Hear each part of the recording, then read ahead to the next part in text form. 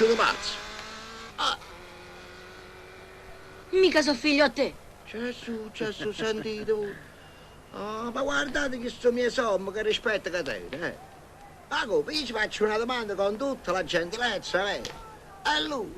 I senti tu mi ha risposto. Ma tu non mi hai detto che sono Per pazzo. forza, uno che ride da solo, Allora, per essere a posto, basta solo piangere. Non te capisco, che Gennarino. Ma tu volessi pigliare per fessa a me? Chi? Io? Ci mancherebbe pure che un bambino pigliasse in giro uno più grande di lui. Ah, A lui voleva scherzare.